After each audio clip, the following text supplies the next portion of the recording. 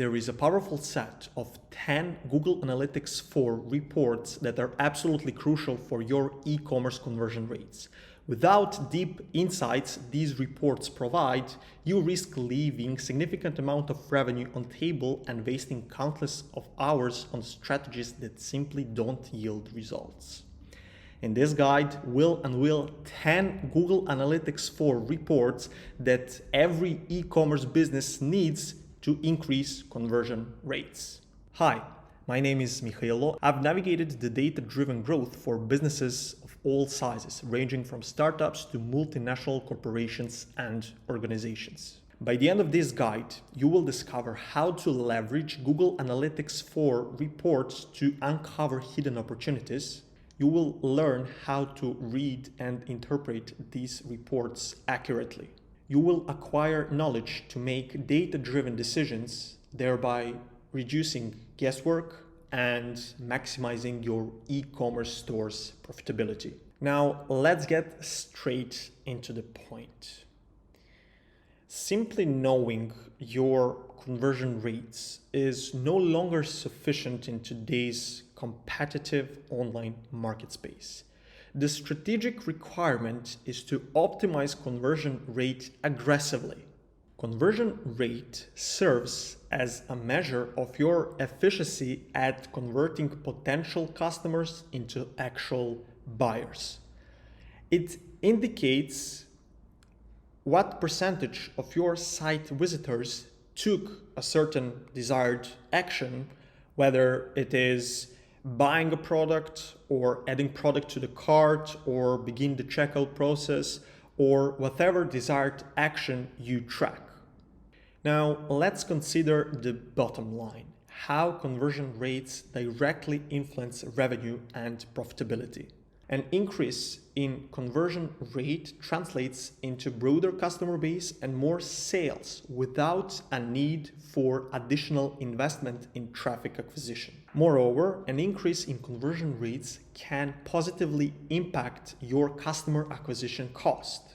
As your conversion rate increases, the cost per acquisition correspondingly decreases. And this inverse relationship translates directly into improved profitability.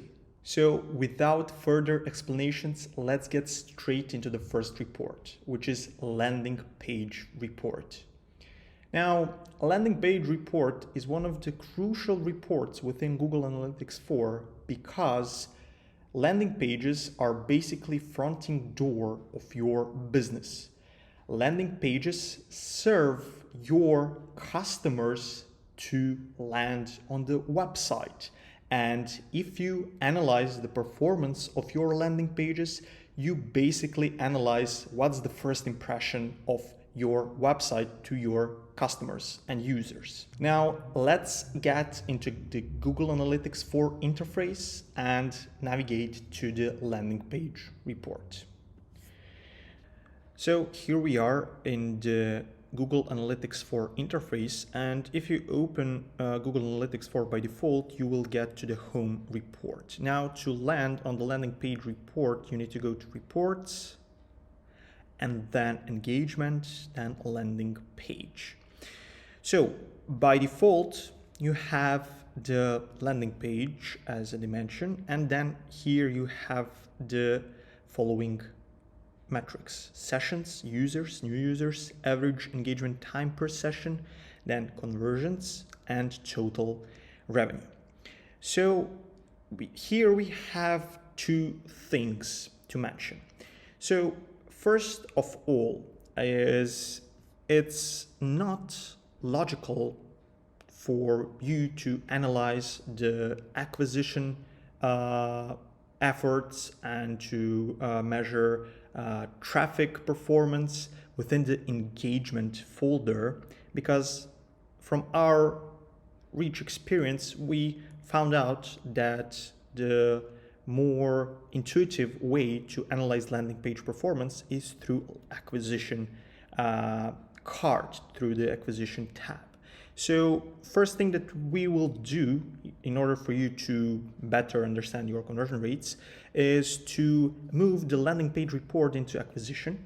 And then the second thing that we will do is that we will change the order of these metrics, and we will adjust this report to serve us to analyze conversion rates.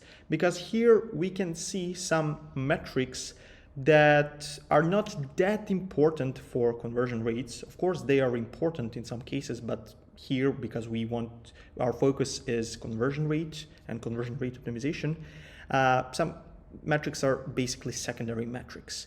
So now we will take one of the best advantages that GA4 offers, which is customizing everything that you see. So what we will gonna do is that we will open the user acquisition. So here we are at the user acquisition report within the acquisition folder. And now we want to edit this report because, as I mentioned, we want to take advantage of one of the most important GA4 advantages, which is customizing everything that you see and adjusting it to your own needs.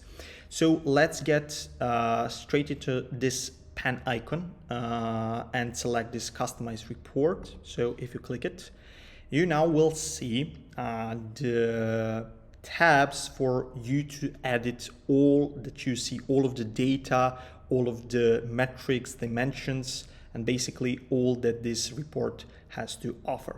So first of all, let's remove this bar chart because we don't need it in our analysis. And let's just use line chart. Then, of course, we want to change this column to have only landing page report. So how you edit that? You basically click on dimensions and then click on add dimension. And here you can type landing page plus query string. So you move this card to the top of this list and click on these three dots and select set as default. And if you click it on apply, you will see that now you have the landing page as your primary dimension. Now let's edit the metrics. So now I will show you which metrics you need to pay the most attention to. So first and foremost, we want to have users metrics. We want to see how many users visited our certain page, how many users landed on specific URL.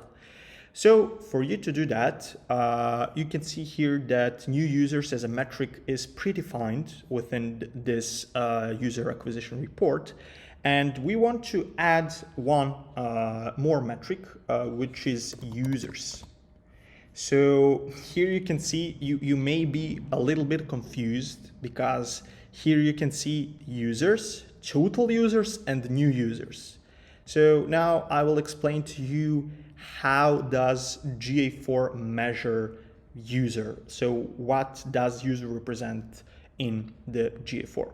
So you cannot ask in Google Analytics 4, it's theoretically and practically it's not accurate to ask like how many people visited my website, because users are not people.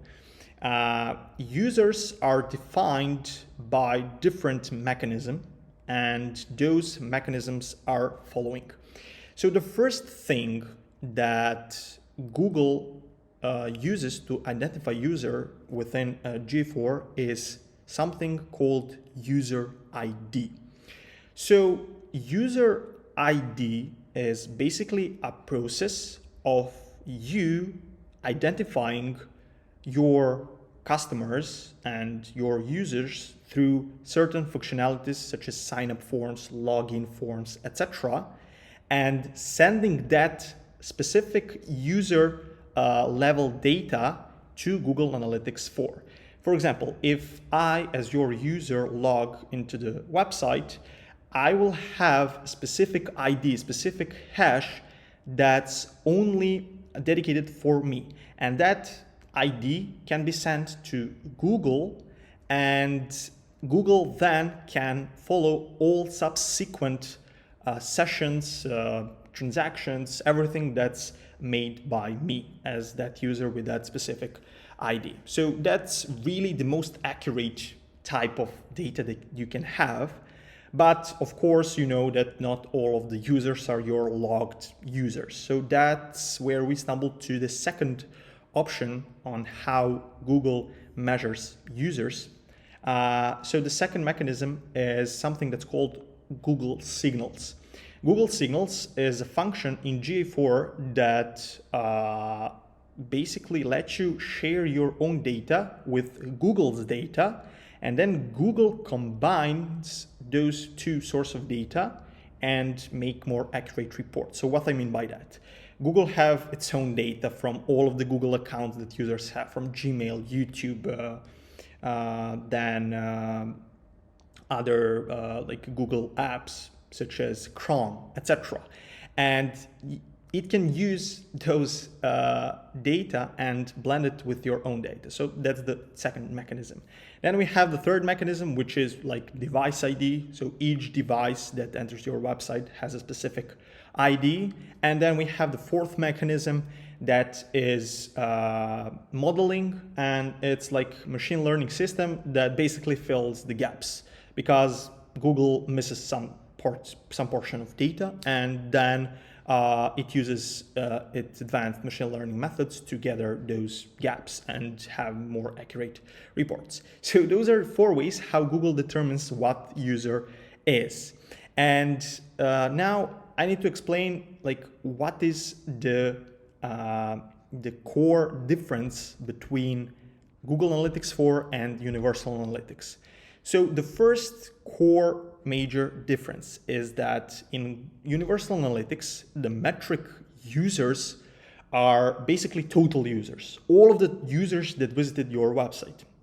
And here, users by default are active users, and active user is a user that had an engaged session. And engaged session is a session that either lasted longer than 10 seconds, that had a conversion event, or that had more than 2 page views.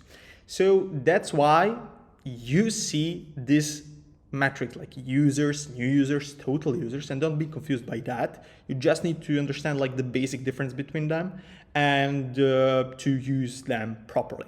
So in this specific report, we will use users, as you can see here, and then new users.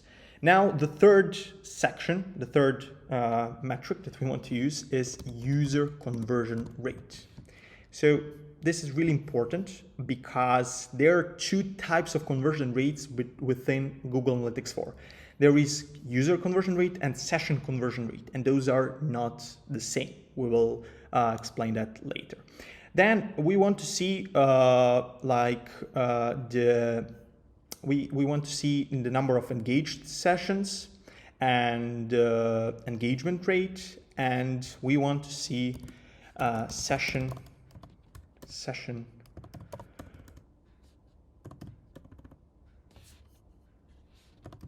conversion rate, and we want to put it engaged session there.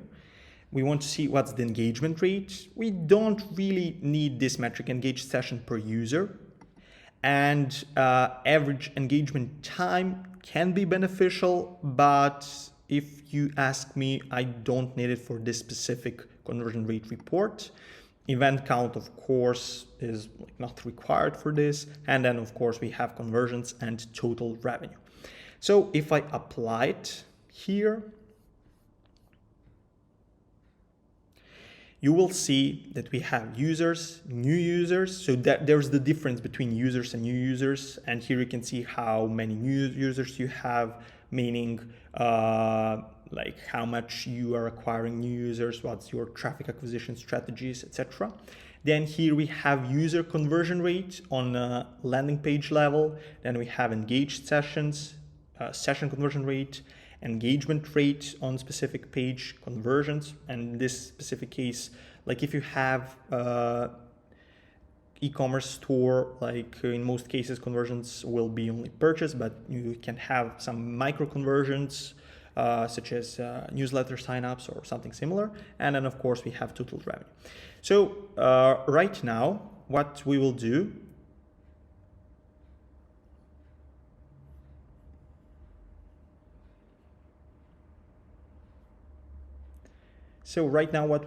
we will save this and we will save as new report. And here we will add landing page conversion rate report, and then we save it. Now let's see how we can add this to our default reports. So for example, if we click on reports, you can navigate to library, and here you can see that there are several collections, and collection is basically a set of different reports that are visible here by default. And we want to find one that's published, and this is like it, and we want to edit it. And we want to add in this acquisition section our new report, which is landing page conversion rate report. That's how we name it, and we put it there, and we click save. Save changes to current collection, and that's it. Now let's get straight into the acquisition landing page conversion rate report. And now we can analyze the specific numbers and metrics for specific pages and within the given time frame. So here I analyzed the last 28 days. You can analyze it on a bigger time scale, like last 90 days or year-to-date data or something like that.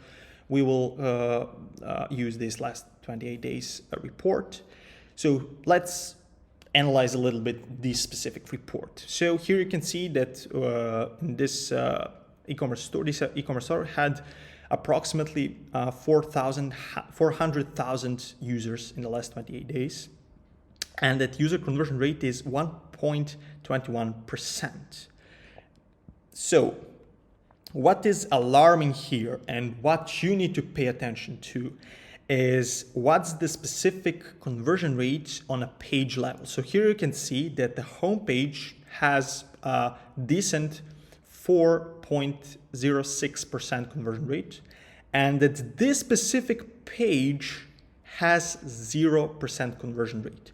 So you want to find this type of data. You want to find like the pages that have low performance in terms of conversion rates, and you want to identify why those pages do not convert.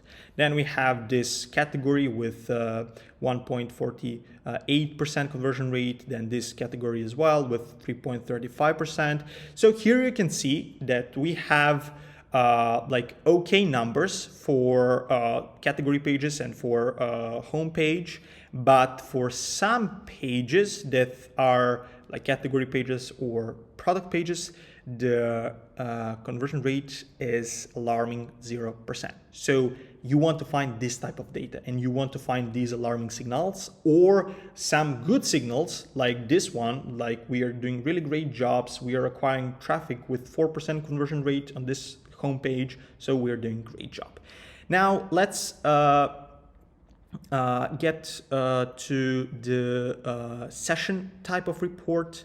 We have engaged sessions. So here you can see how number of users differ from number of engaged session. And here you can see what is the difference between number of users and engaged sessions. So basically, engagement rate is an inverse metric of bounce rate metric. So here you can see what's the percentage of traffic that engaged with your website. And here you can see that these pages have also low engagement rate compared to other pages. Like this page has 91%, this like approximately 90%, this like 76%, etc., and this like 7%, 2%. So these are alarming signals that you want to see on your store as well. And here you can see the number of conversions for specific page and how much revenue those conversion produced. So this is it for our first report. This is like landing page conversion rate report. You really want to pay attention to this report and find some of these signals and things because those can bring you a lot of value and a lot of understanding on which pages converts the best. So that's it for landing page report. Now, once we analyzed the landing page report, the second really important report is powerful source medium report. Source medium report acts like a compass for your e-commerce company because you can directly see the effectiveness of each traffic channel source, and you can see how users perform differently based on your traffic source. So without further ado, let's get straight into the source medium report setup and analysis. So here we are at the homepage of GA4, and in order for you to find the user source medium report, go to reports and then acquisition and then user acquisition report. By default, Google uses first user default channel group as a dimension, and we do not recommend using this dimension for your primary analysis and for your deep conversion rate analysis because you cannot differentiate some sub channels. For example, paid search. So this is the broad channel that takes into consideration both Bing ads or Google ads, search ads, of course. So you cannot compare like the performance of Bing search ads and Google search ads. So in order for you to change this, we will customize this report by selecting this pen icon at the right corner. And again, if you don't customize the GA4 reports, then you do not use GA4 to its fullest, because the main advantage of Google Analytics 4 is that you can customize everything that you see, and we need to take advantage of that. So let's select on this pen icon. And first that we will do is that we will get rid of this bar chart because it's really useless in most cases. In some cases it's not, but in this case it's useless. And then we will select the different dimensions. So in dimension, here you can see that we have first the user source medium dimension, and we will move it to the top and set it to default. Apply. And now the second thing that we will do is to, of course, edit metrics because, look, you have general reports in GA4 and that's fine. But here we focus on conversion rates and everything that's related to conversion rates. So we want to pick specific numbers, specific metrics. So as you remember, our setup is something like this. And of course, you are free to change this according to your needs. This is just our suggestion, but you are 100% free to change it. So we have users, new users, we have engaged sessions. We want to add session conversion rate. Session conversion rate, it's here, engaged session and session conversion. Engagement rate, we don't need engaged sessions per user. Average engagement time. It's not what we want here, event count either. So we have users, new users. We want to see what's the ratio between those two. We have engaged sessions, we have session conversion rate, and we forgot user conversion rate. So again, you need to understand the difference between user conversion rate and session conversion rate, because user conversion rate calculates the conversion rate in a way that it divides the number of users and the number of conversions, or vice versa. For sessions, session conversion rate, it takes into account sessions, not users. And again, it's different number for users and different number of sessions. So let's apply it. And then we hit save, and you can save these changes to current report, but I prefer to save to the new and first user source medium conversion rate report. And then I click save. and then I go to library, and I want to add it within my acquisition tab. So as you remember, we go to edit collection within this, and we want to find first user source medium conversion rate. Let's edit here, save changes to the current collection, and it's saved. Let's go back to the acquisition and let's get straight into it. So now we want to measure comparatively the performance of each channel. So here you can see that the top traffic source for this e-commerce store in the last 28 days is direct none. So when you see this number, when number of direct user direct traffic is way higher than other channels, this may be a sign of something happening on your website. Maybe you are under some attacks, or maybe you have some unwanted traffic. Maybe you have traffic bot attack from your competitors.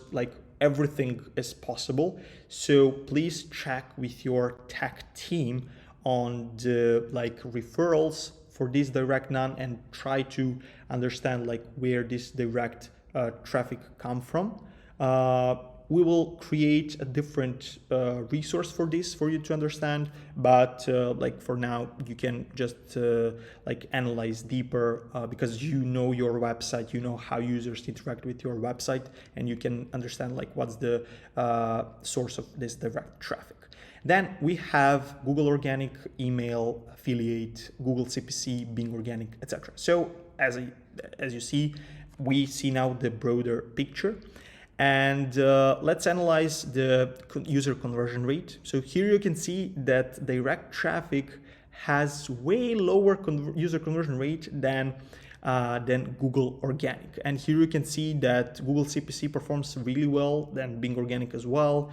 DuckDuckGo Organic also performs really well. Then this referral performs lower compared to all other sources. And here you can see the session conversion rate. You just want to compare these two. You don't want to go in too much details and too much calculations if you compare these two, but you just want to have the broader picture. And here you can see what's the number of the revenue that's produced by each channel. So here is the conclusion that something is happening with direct traffic. So we have a lot of direct traffic that do not convert. So that's something that in this specific case must be under deeper investigation. And here you can see that engagement rate for direct none is way lower compared to all other, and compared to the average engagement rate. So as I said before, in the landing page report, you want to see these signs. You want to use these signs to analyze what's contributing to these low numbers, and to understand which channel produces bad results. So now you understand that the direct traffic has the lowest conversion rate, and that these pages that we analyzed in the previous landing page report has the lowest conversion rate. So probably those pages receive direct traffic. So what you can see, what you can use here, you can use, of course, a secondary dimension, for example, landing page.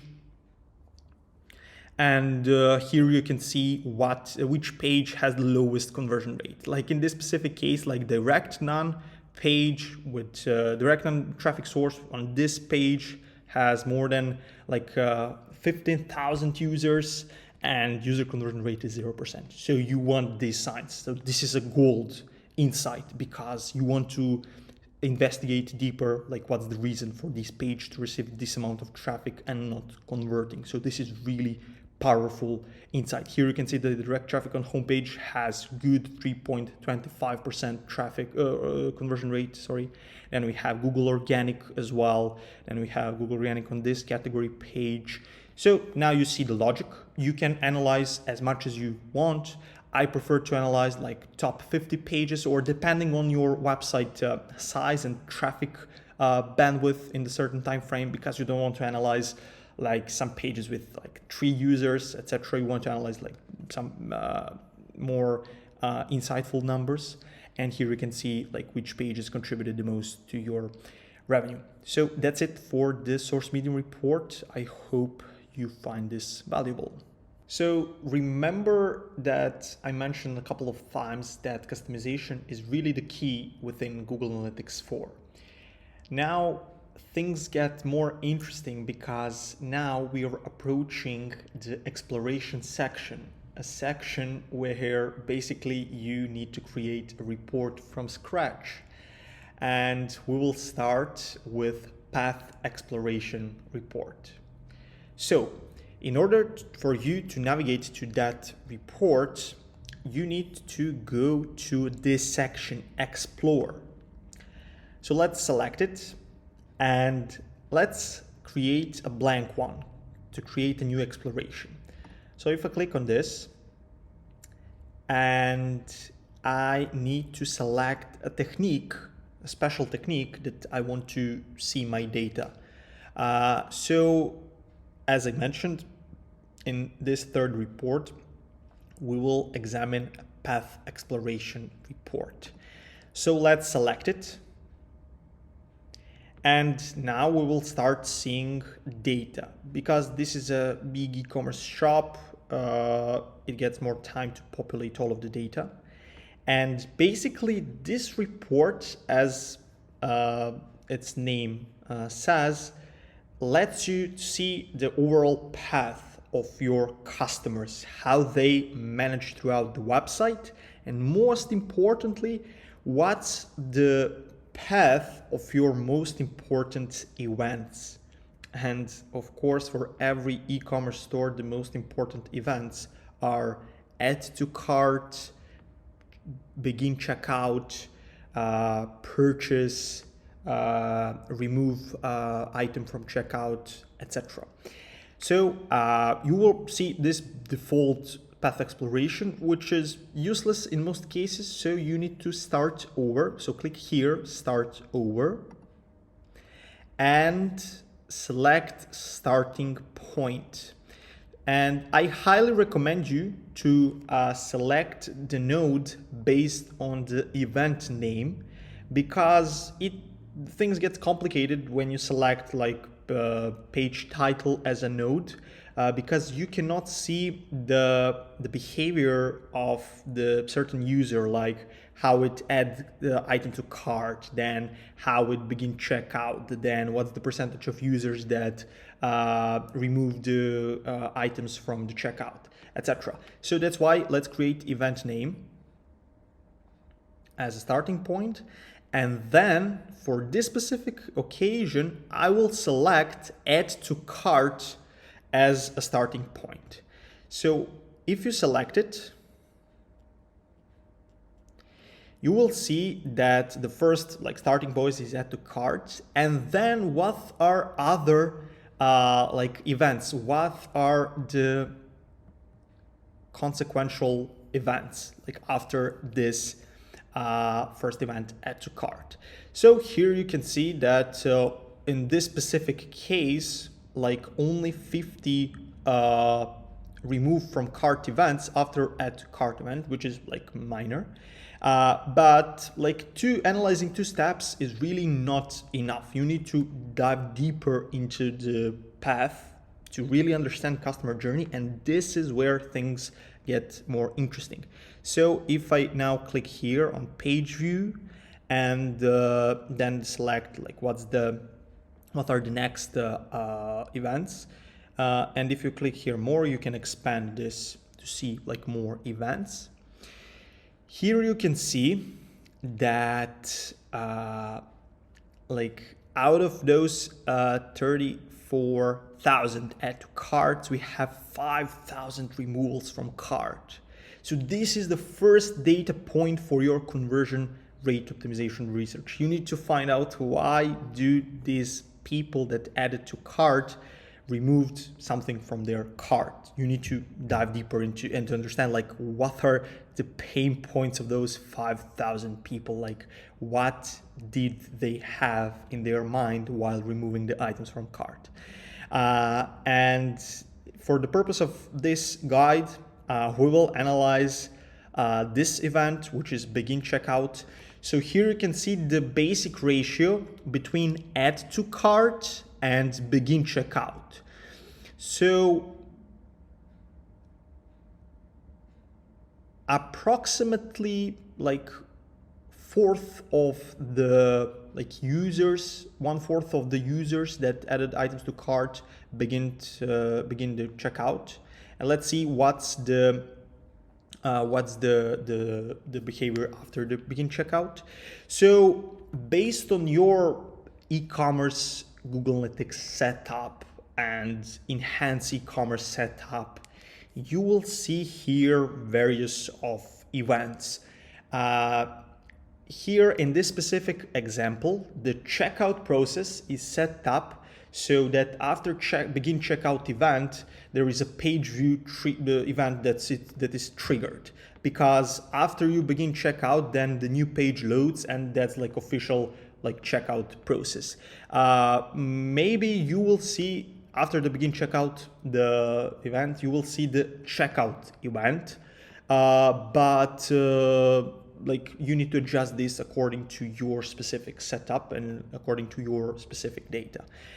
So let's click on page view, because like the most of users that have begin checkout event had then page view, and in this specific case, as I said, this represents the like the checkout process, and this is interesting. So here you can see that only 1,750 purchases out of approximately 8,000 checkouts. So this is where true conversion rate optimization research comes in. Like you need to understand why, like what's happening with the rest of users that didn't make purchase. Like here you can see that some of them view item, like they return to the product page, product description page, because they needed more information. So that's for you a sign to select basic product information within your checkout field, so that user do not need to return to their pages, product pages. Then we have scroll, so that our checkout, in this specific case, like our checkout is too long, maybe we should shorten it in order to prevent users from scrolling, because we want users to take action. Then we have remove from cart, like those 200 removals from carts. That's something important. But again, you want to analyze like the rest of these, like purchase, like okay, it's your happy customers that made a purchase, but you want to understand like why other users did not make a purchase. So you can use this like as many steps as you want, but it's basically a rabbit hole because this never ends. So my suggestion is to analyze it just within a high level, because that's how you can get a sense of what's happening within your checkout process, and you can you can analyze the main bottlenecks, and based on that you can approach like more specific data. So I could click on view item, then here you can see that we have again page view as a fifth step, and I can select again. So here you can see that a lot of removal from carts. So here you can see that somebody added product to cart, then began the checkout, and then needed to again visit the page, and after visiting again the product page, over 400 users removed the product from cart. So this is the gold mine, because here you can see like those 400 users basically dropped, and you want to find those users and find out like why did they dropped and how you can return them to your store, and how they can make a purchase on your website. So this is a like 6 step. As I said, you can go like as many steps as you want, but don't like exceed some like rational number, because this is really rabbit hole.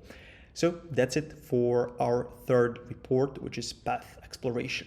So after exploring path exploration report and gaining the overall picture, what's the behavior on the most important e-commerce events, such as add to cart, begin checkout, remove from cart, and purchase, now it's time to set up a specific funnel. And funnel in GA4 is set up through the same exploration section where we set up the path exploration report.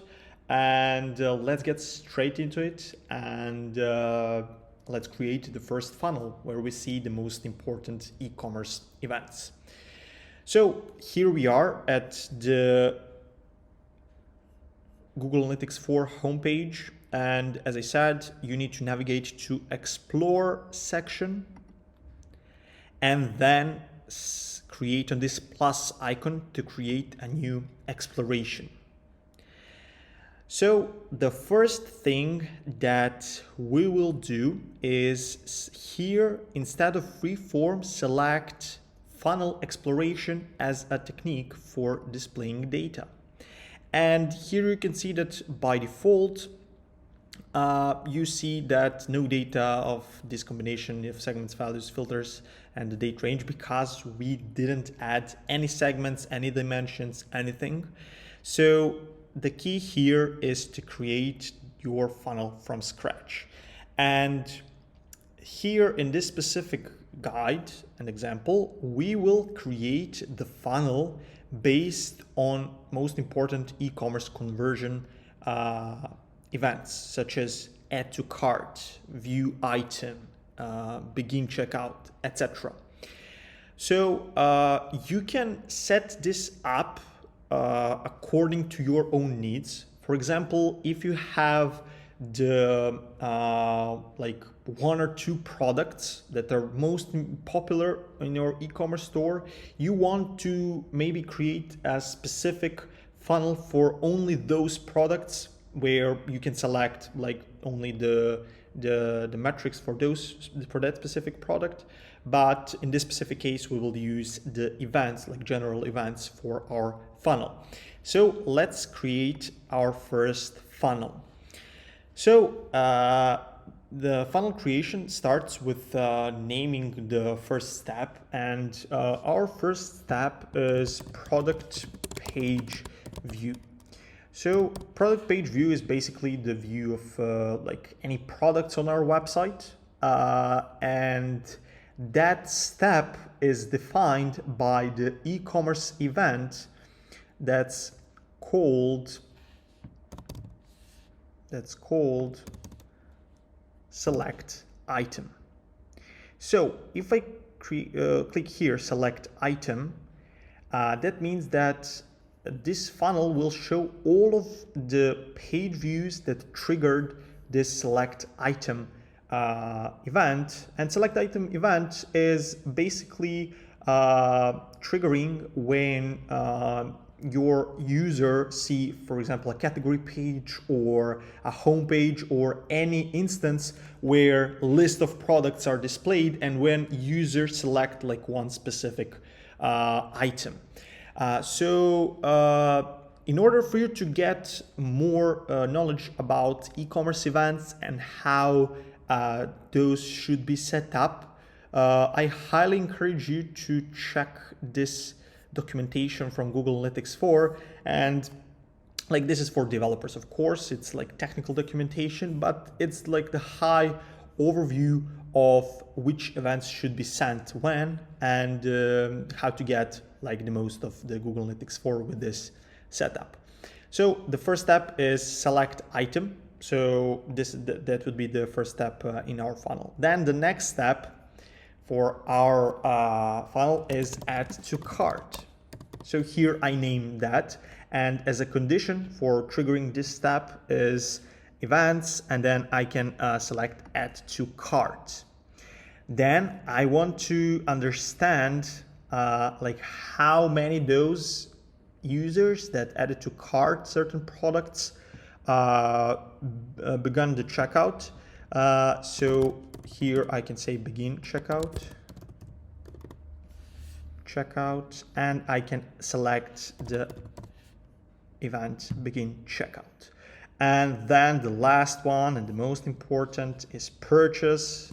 So like usually all of the funnels are ending with purchase event or any conversion event that you have on your website. Since this is the e-commerce case, like purchase is the main conversion, of course.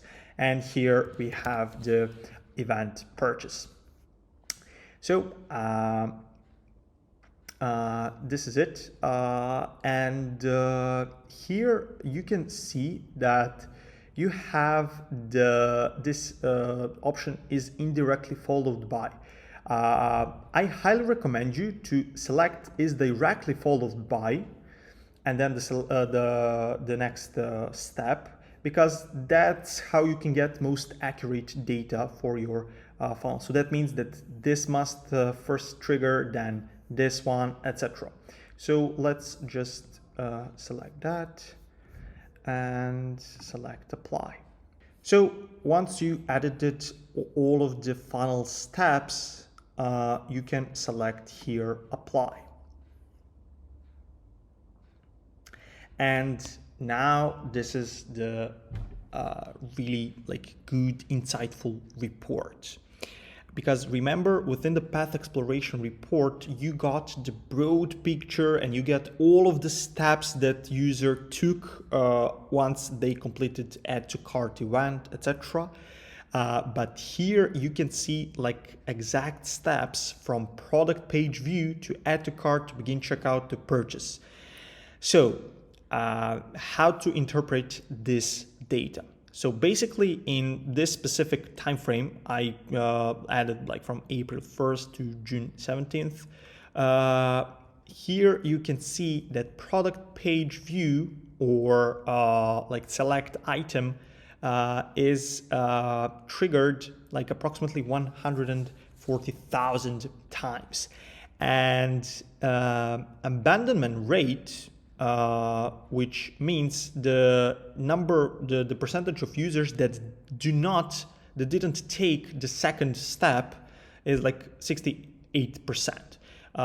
So that means that over 30% of people and users that selected the item added the item to cart, which is really good.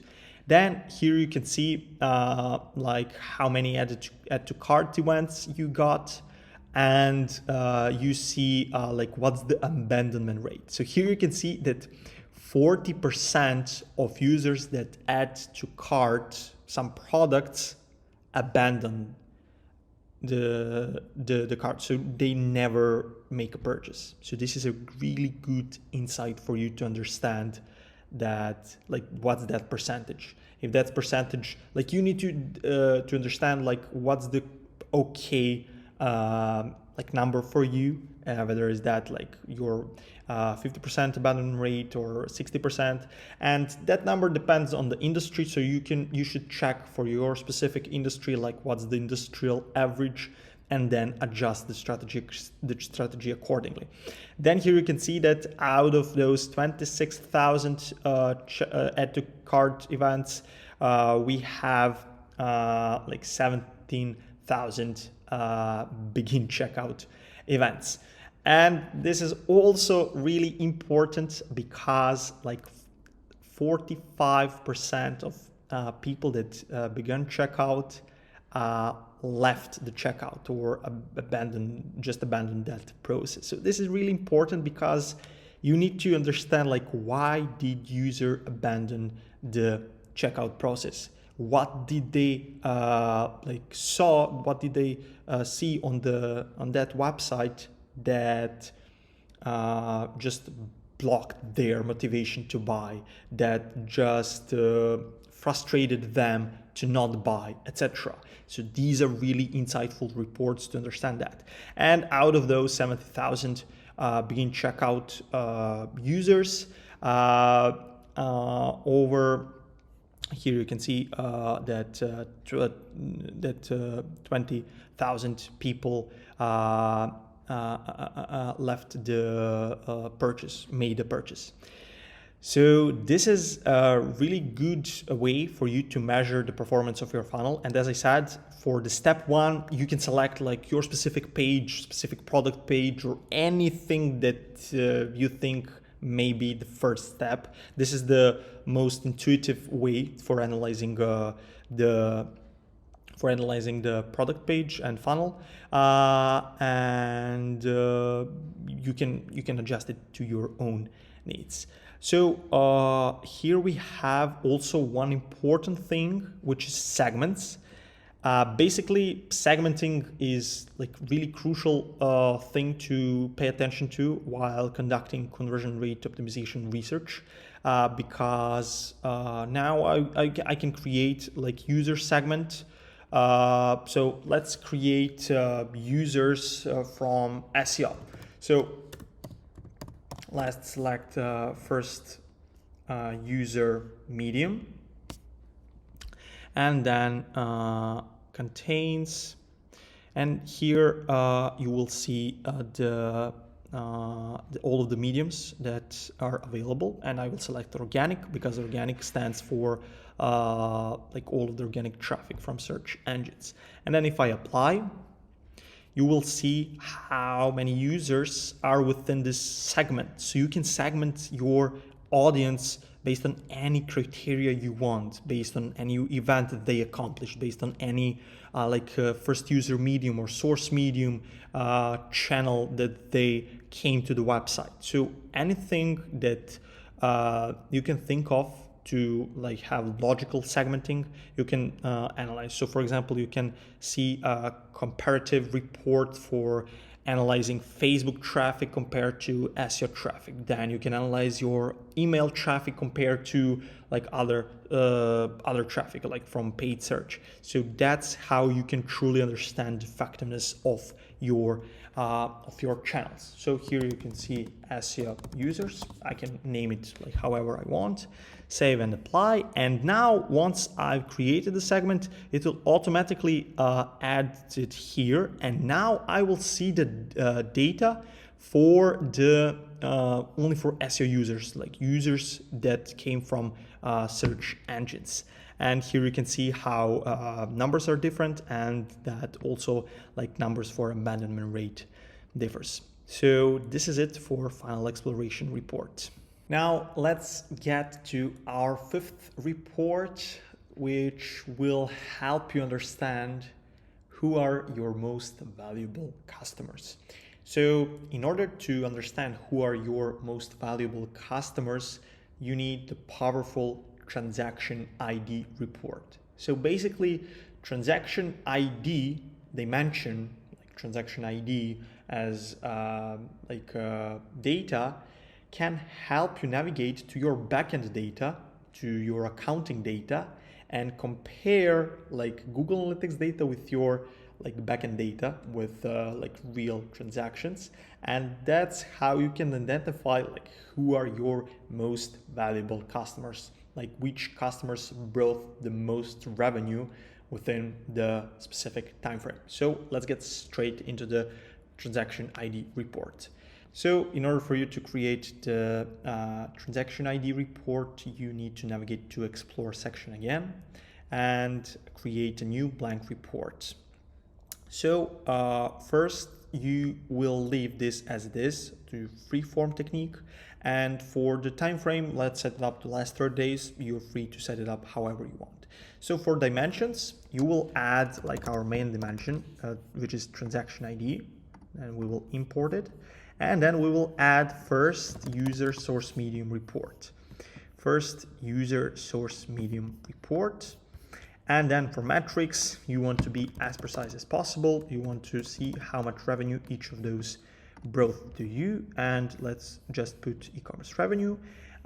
Then for rows, let's select transaction ID and of course add first user source medium, and for values add e-commerce value. And now while GA4 is blending data, now you see like which transaction ID came from like which source and how much they brought in revenue.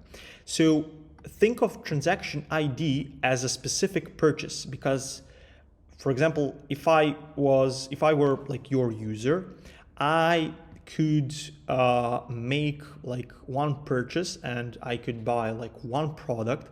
But what if I buy, for example, 10 products within the same transaction, within the like same session? So here you can see that some of your users maybe have different products within the checkout process, and they bought like several products, several items, and you want to understand like who are those and where did they came from. So here you can see that I have transaction ID, that my most valuable purchase came from email, as you can see here from the medium. And this data is also available to you in your backend system. So ask your accountant or any that's responsible for your transactions in like Shopify or any e-commerce platform that you use, and you can just match transaction ID report with from your backend store and to the Google Analytics data. So this helps you understand like who are your most valuable customers and like what's your most common transactions and most valuable transactions. So that's it for the transaction ID report. Okay, now let's navigate to the sixth report, which is tech report. Within the tech report, we can analyze what's the performance of each operating system or different devices, different browsers, so you can gain a better understanding of that part of the e-commerce business. So in order for you to navigate to that report, go to reports, and then by default you will have this user section, and then you will have this tech section. And of course you have here tech details report, where you can see data like in more detail.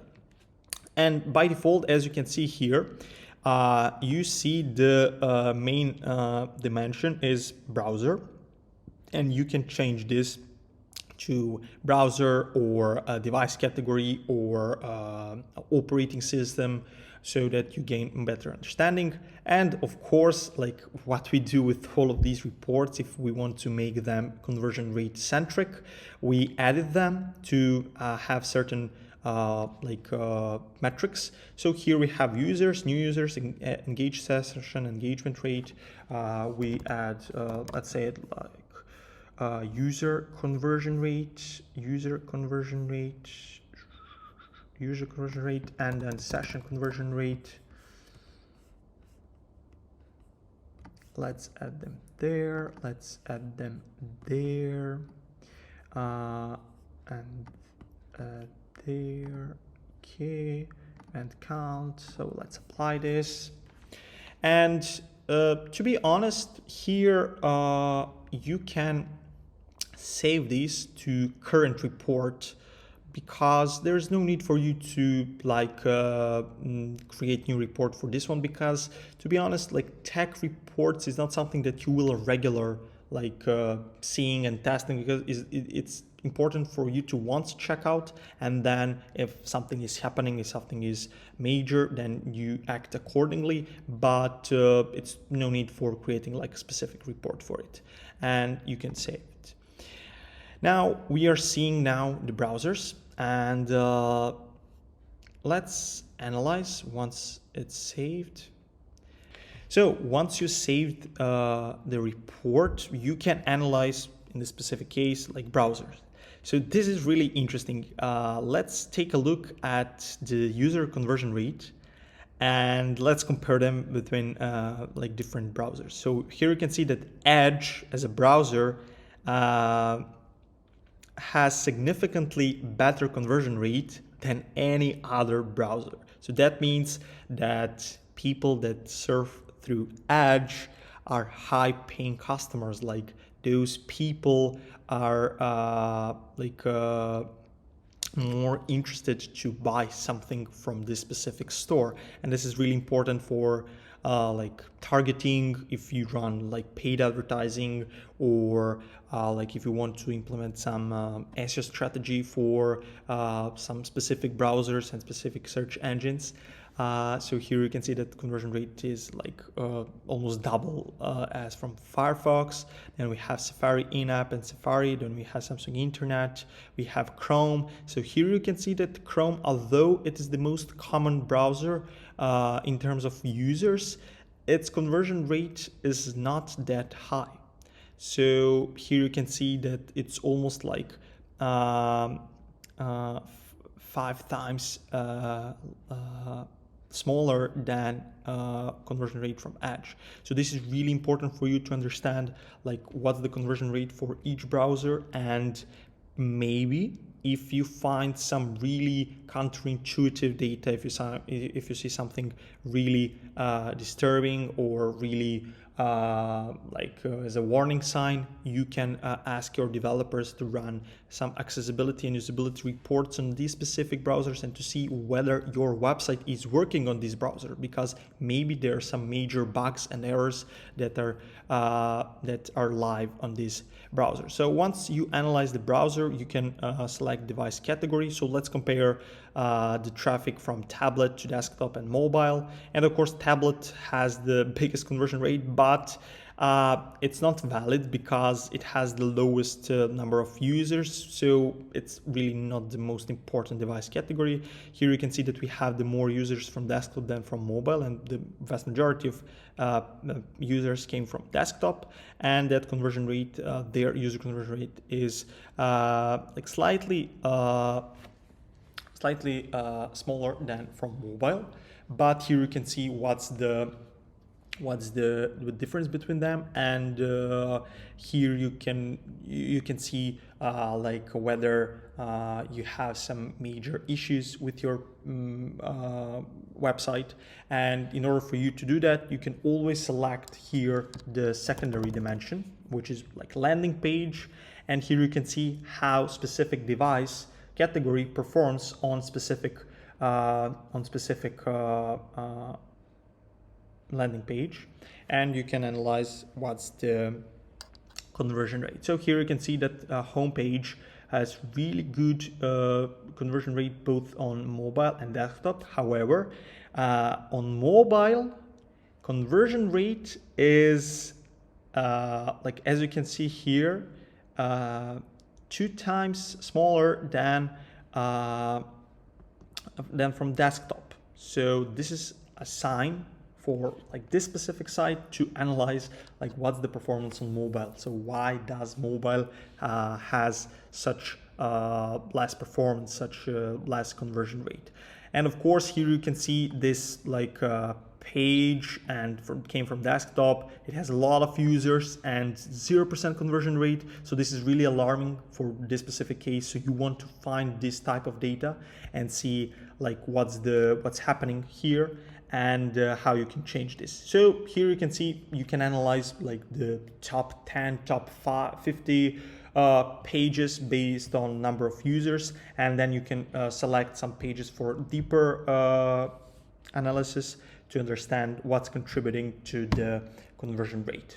So that's it for the and then of course you have the operating system conversion dimension, which is like Windows, Android, iOS. So those are the most popular, and here you can see we selected them based on number of users, and here you can see what's the conversion rate. So here you can see that iOS users had like 2.11% conversion rate, and which is like almost like 80% better than from Windows and almost like 90% better than Android. So here you can understand better like type of your audience and which operating system they use and how it correlates with conversion rates. So that's it for the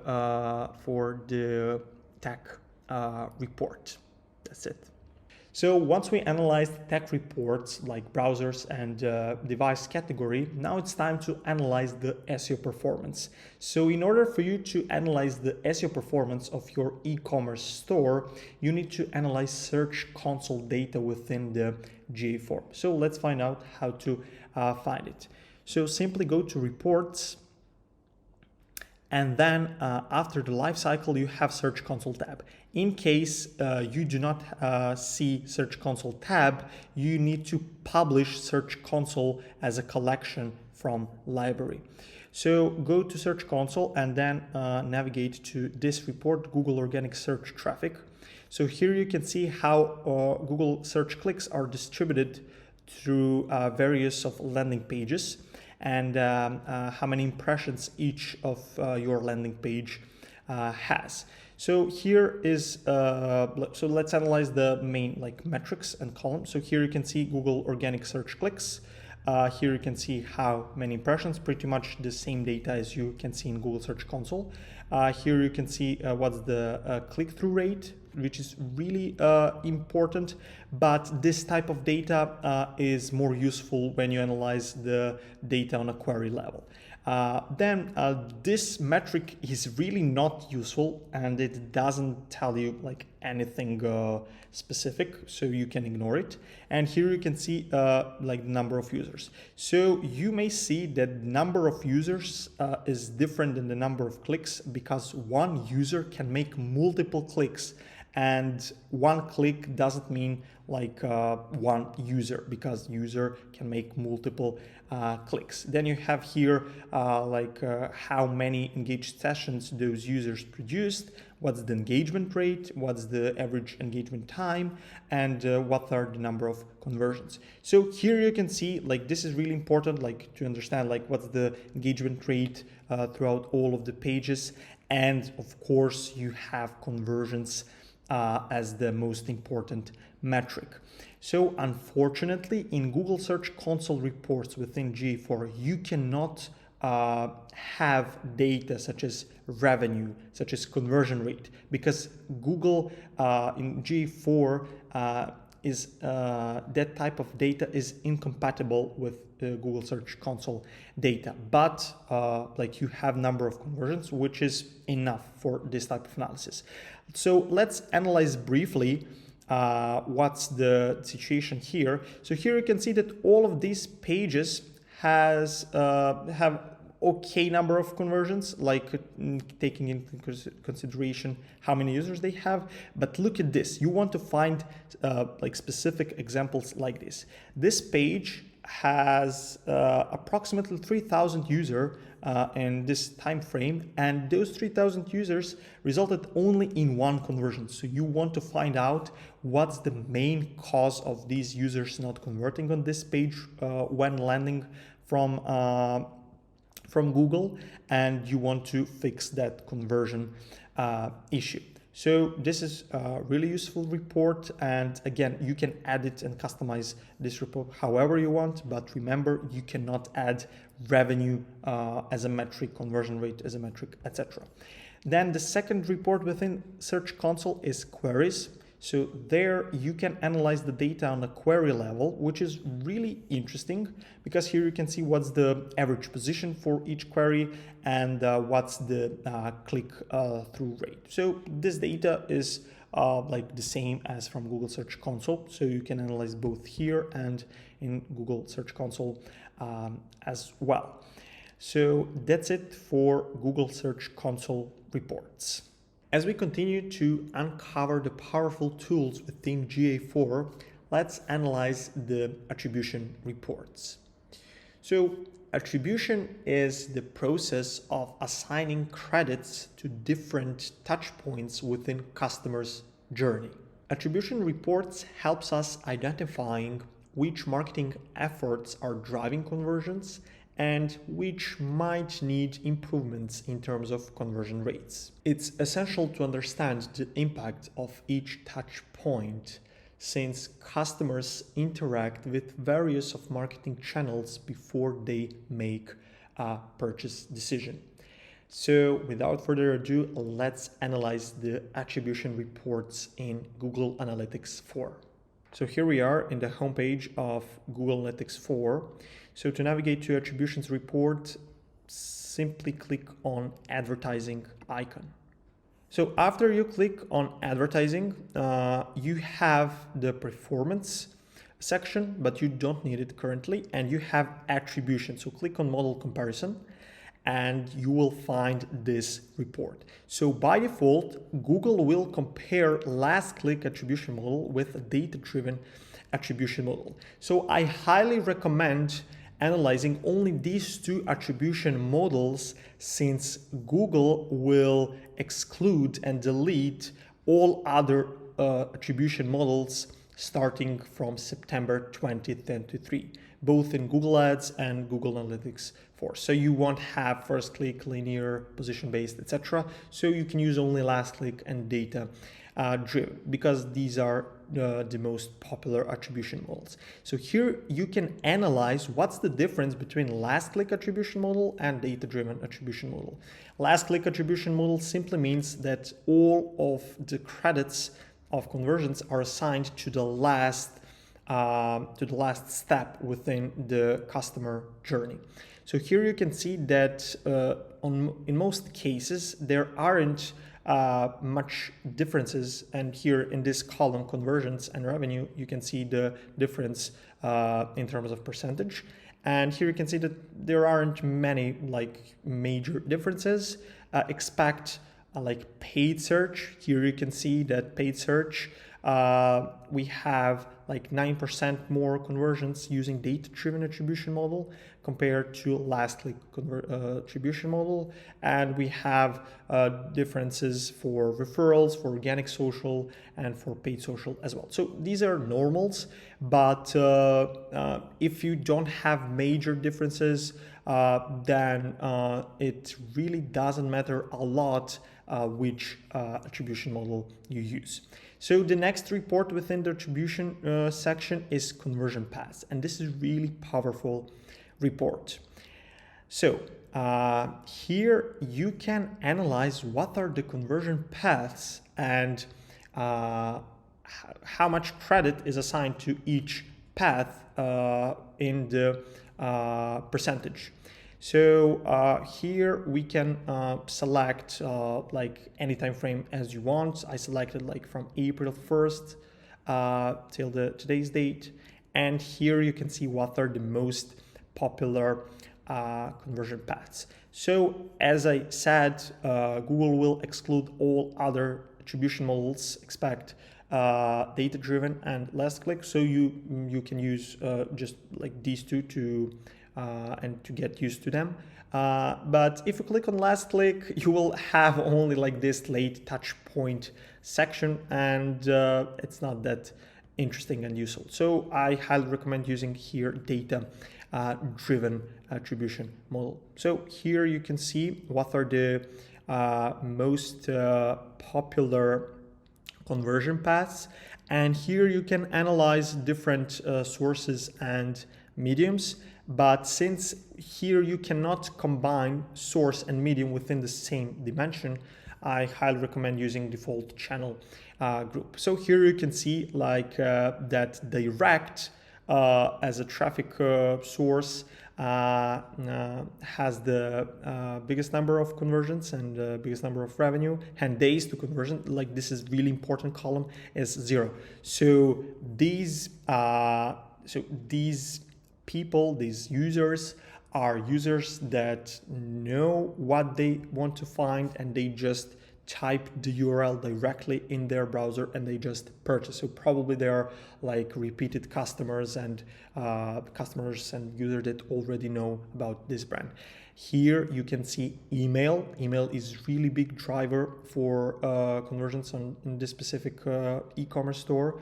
And here you can see that it takes approximately 19 days to conversions. So like this data translates to the insight that one email can convert like your visitors and your customers. You need repeated emails over the certain time frame in order for you to make the conversion out of those email campaigns. That being said, here you can analyze like what's the distribution of conversions and the by default channel groups. And here you can see that in most cases, organic search is the top driver of conversions for early touch points as well as for mid touch points. But for late touch points, like for closing new purchases, email is leading, and organic search is immediately below it. So here you can see like what's the distribution of all of the default channel groups, and how many days it takes on average for certain conversion paths to end users to convert.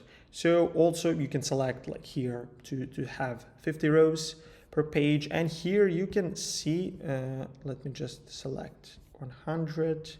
Here you can see, so probably like if you see that like only one default channel group within this rows, that means that conversion path and user journey and customer journey for this specific e-commerce store is pretty simple. So these products are not complicated ones. The audience is easily definable, and like that's the insight you can have.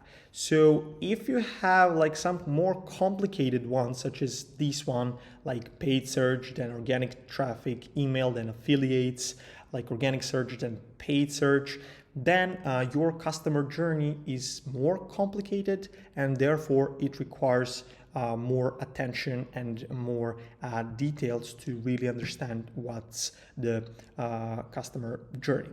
So that's it for attribution models.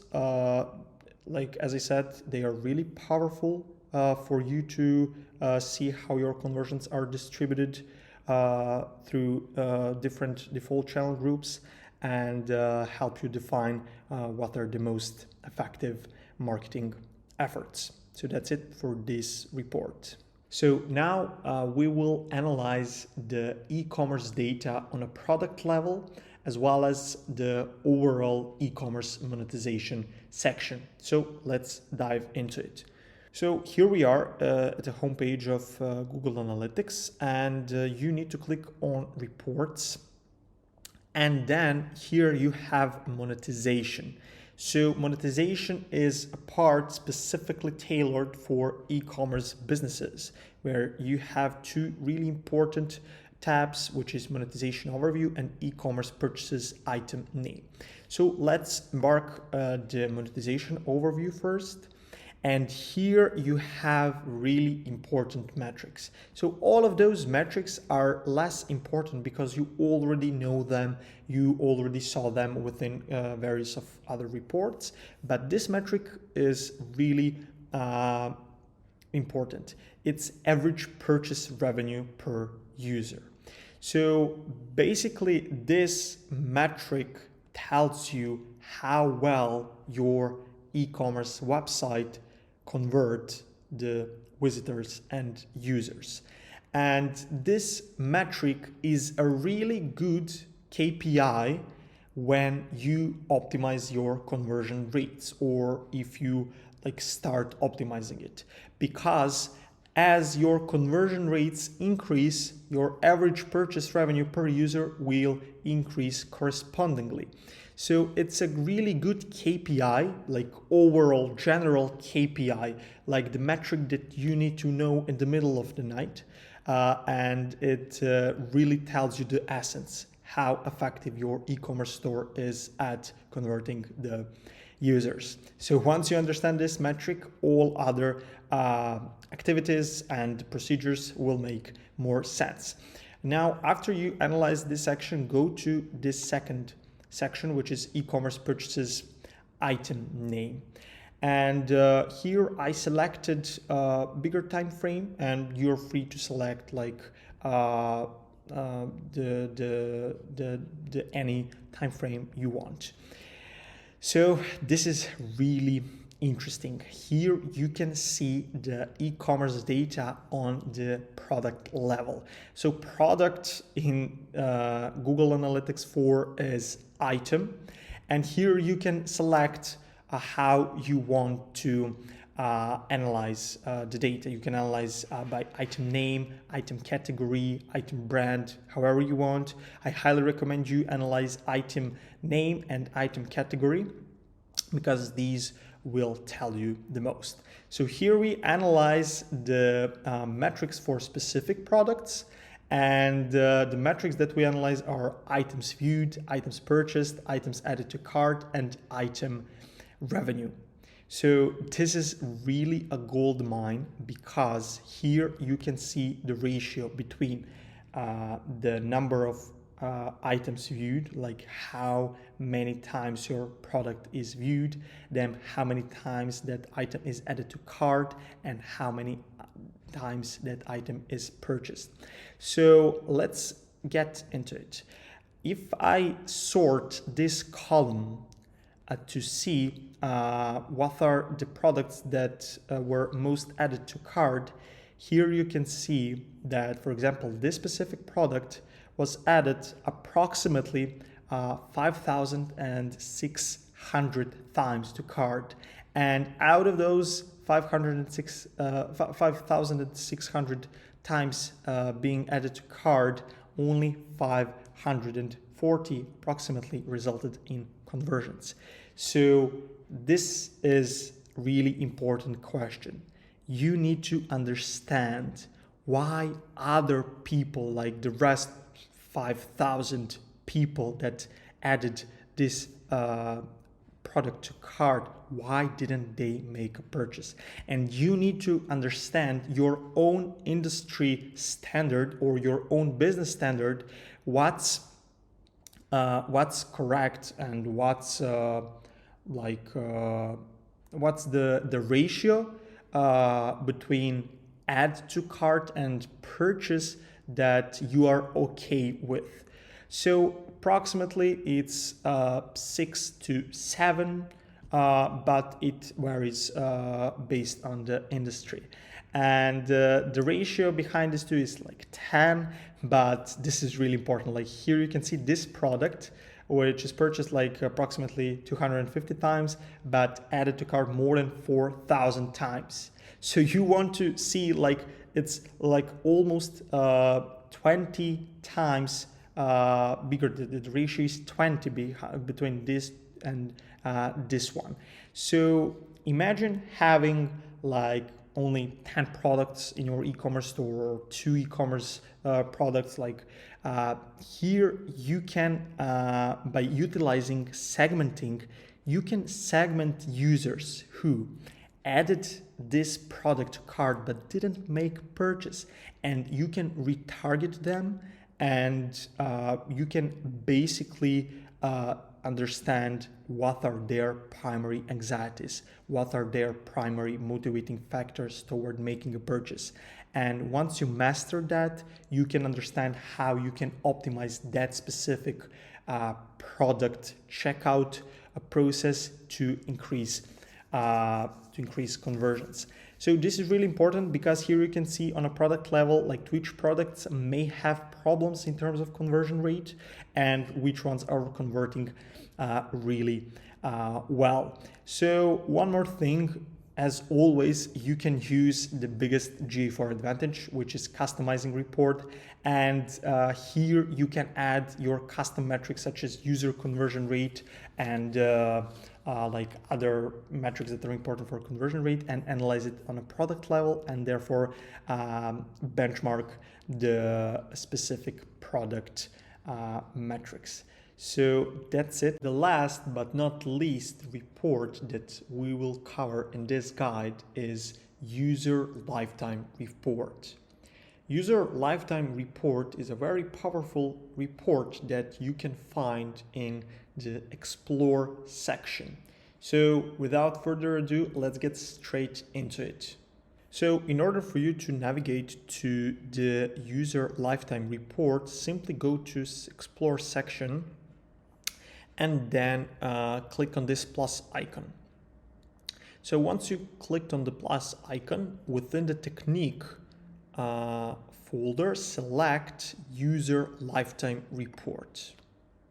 So once you selected user lifetime report, here you can see that you have predefined dimensions. So why is that? Because for this specific report, there are a lot of not eligible dimensions that you cannot use. So I highly recommend using these dimensions. So let's first drag the dimensions. So let's drag the first user medium as a dimension and first user source as a dimension. And now we need to add metrics. So I recommend you to add total users as metric, and then lifetime value, average, and then lifetime engagement rate. So this is it. Here you can see a breakdown of your most popular sources and mediums of traffic and how do they perform compared to other sources and mediums. So while analyzing this kind of report, I suggest you do two things. So first thing, you should select within cell type, you should select always bar chart, because you can see what's happening in this rows and columns more visually, because it's highlighted with this gray and blue color where you need to pay attention to. Then the second thing you need to pay attention really to is you want to filter some of the sources and mediums, or you want to filter the sources and mediums that have at least 100 users, because you don't want to waste time on some users and sources and mediums that are not that important. So within filters, select total filters, and then here select bigger than, and then select, let's say 100. Apply. So this is where things get interesting. We can always select more rows, so you can select like 25. And now we can analyze the data. So first thing that you can see is what's the lifetime value average for each source and medium. So here you can see that Google organic lifetime value is approximately 4 times bigger than direct lifetime value. And also you can see that Bing organic is almost as double as Google organic. So these are really valuable insights. And here you can see also that engagement duration average is really high for Bing organic. So here you can see comparatively how different sources and mediums differs, and here you can analyze the specific channels. Now, while you analyze this kind of data, you want to use segments, because analyzing the broadest data with all of the users combining in one source and medium is not that productive and effective. So in order for you to prevent that, you can segment these users. So let's create 2 basic segments where we want to include mobile users and desktop users. So let's select device category as device category, and here we can see exactly matches mobile. Apply, Don't forget to name this mobile users. Save and apply. And then we want to also create device category. We want to add exactly matches desktop.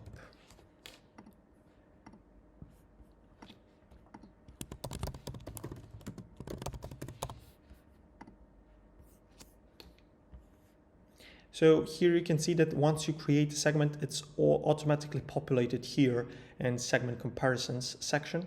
So this is how you can analyze the data. So here you can see that, for example, for direct non-traffic, we have a lot more desktop users than mobile users, and lifetime value average is not that much different. Then we have Google Organic. So here you can see how lifetime average for desktop users for Google Organic is 2 times bigger than lifetime average for mobile users for the same source and medium. That difference is even more drastic for Bing Organic, where the lifetime average here is, as you can see here, $31, and here is like $7. So here you can see the comparison between different traffic sources, and also comparison between different segments. So this report is really powerful because it lets you compare this really important metric, which is lifetime value average, and it basically serves as a compass for the worthiness of the one channel. So you're free to add as many segments as you like and to be as specific as you like. You can also implement other dimensions that are applicable in this specific report, and be free to use this however it suits your specific business. So that's it for our 10th report, which is user lifetime. Now that we've explored 10 Google Analytics 4 reports and their importance on conversion rates, it's time to put this data into action. While these insights are powerful, they only represent just one half of equation. Uncovering the why behind these reports and a deeper analysis is what truly allows us to optimize conversion rates, increase profits and revenue, and understand customers and their main motivating factors.